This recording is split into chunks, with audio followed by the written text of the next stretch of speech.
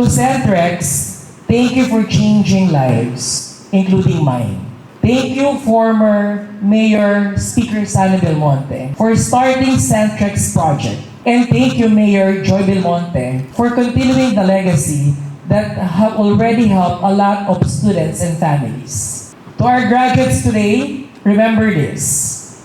You are not here by accident. You are here because you worked for it. You earn it, and you deserve it.